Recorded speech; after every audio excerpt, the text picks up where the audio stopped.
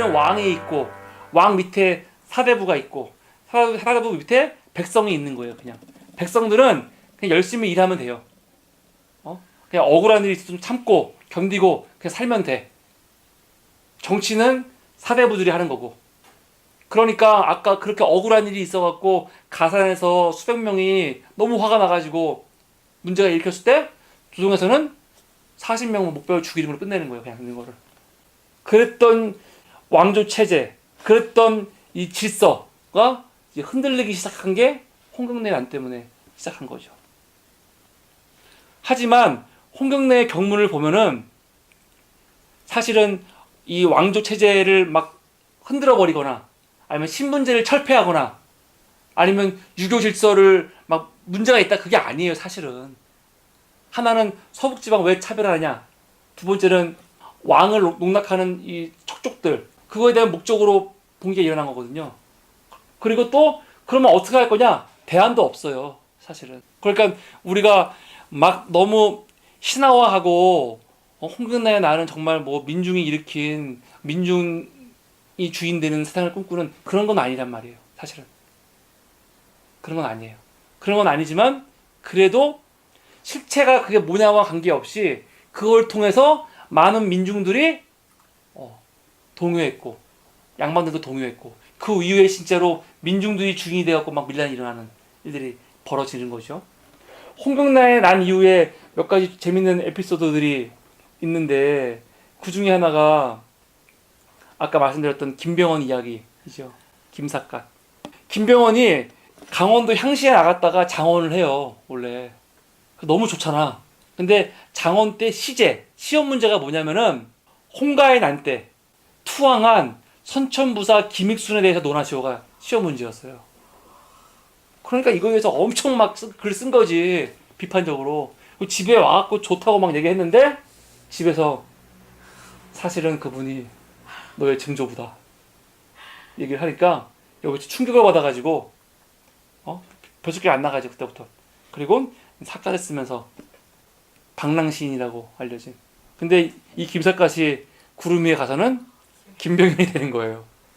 어렸을 때부터 세달바의 친구.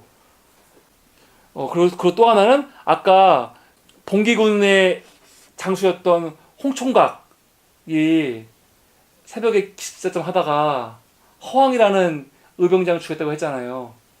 이 홍총각은 정주성에서 죽지 않아요. 잡히고 서울까지 와요. 압송돼요. 거기서 능지처참을 당해요. 뭔지 알죠? 팔, 손, 목 다 해서 한 번에 찢어 죽이는 거. 죽었어요. 얼마나 비참하게 죽었어요. 근데 그걸 지켜보고 있던 여인과 남자아이가 하나 있었어요.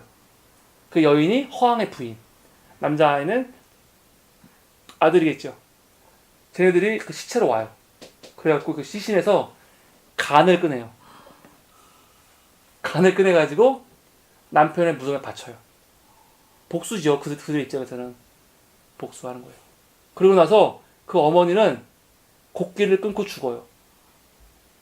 나중에 순조가 그 얘기를 듣고 이 여성이야말로 진짜 본을 삼아야 될 여성이다.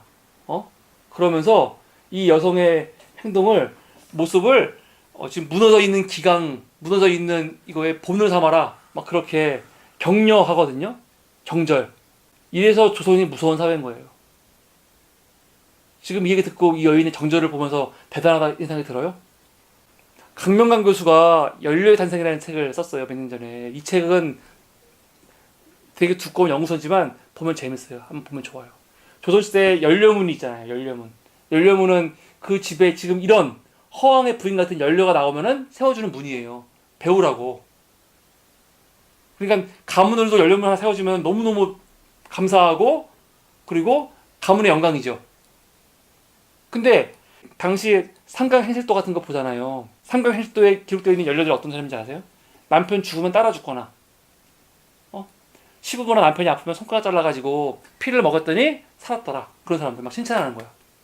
근데 이런 책들을 보급하면서 배워라 하면은 만약에 내 집에 내 아버지, 내 시부모님, 남편이 너무 아파.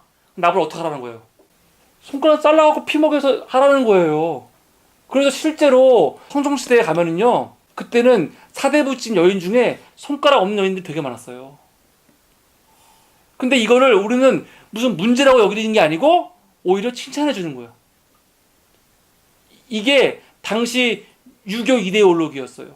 근데 문제는 뭐냐면 이게 남자들이 여자들한테 막 강요해서 만들어진 것도 있지만 여성들 스스로도 그게 옳다고 생각했단 말이야. 이게 무서운 거예요. 내면화. 이데올로기의 내면화지. 누가 시켜서가 아니야. 내 스스로 정말 그렇게 믿는 거예요. 정말 그렇게. 그게 옳은 거라고. 이게 무서운 거거든요. 그러니까 지금 의병장 허황의 부인의 모습에서는 사실 그런 것들을 좀 볼 수 있다고 생각합니다. 홍경래의 난 이후에 계속 밀란이 일어나요. 13년에 1813년에 제주도에서 1815년에 용인에서. 그런데 용인에서 밀란을 일으킨 사람이 이윤길이라는 사람인데 그 사람이 밀란을 일으킬 때 홍경래의 난을 본받아서 했어요. 그래서 홍경래 같은 경우는 고을을 점령해서 거기를 딱 교도로 삼았잖아요. 굉장히 뭐라 할까 짜임새 있게 이걸 배워요.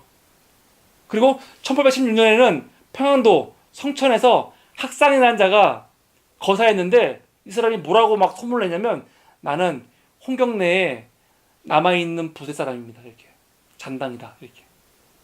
그러니까 최소한 평양 쪽에서는 밀란이 일어나잖아요. 다 홍경래 얘기를 하는 거예요. 내가 홍경래와 어떤 관련이 있는 사람이다. 그런 식으로. 그거는 뭘 할 수 있냐면은 홍경래가 어떤 사람인가. 당시 백성들이 홍경래에 대해서 어떤 마음이 있었을까.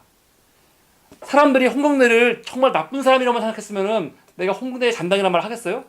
안 하죠. 뭔가 홍경래가 사람들한테는 메시아 같은 느낌이 있었던 거예요. 그러니까 다 내가 홍경래와 연관이 있다 얘기하는 거고, 심지어 계속해서 홍경래가 살아있다 이런 소문이 돌았어요. 그래서 밀란을 일으킨 사람들은 그런 소문들을 막 내고 다녔어요. 홍경래가 살아있어. 죽은 거 같지? 언젠가 군사를 일고 나오실 거야. 이런 얘기들. 실제로 1826년에는 청주에서, 평양도 아니야, 청주에서 풍문을. 이때가 1826년이라고 했죠. 보검이가 대리청정 하는 게 1827년이에요. 그러니까 효명세자가 거의 세자로서 정치할 때쯤이죠. 그러니까 이 드라마가 시작하는 시점이죠. 그 시점이 어떤 시점이냐면 홍경래가 이미 죽은 지 시간이 꽤 지났죠.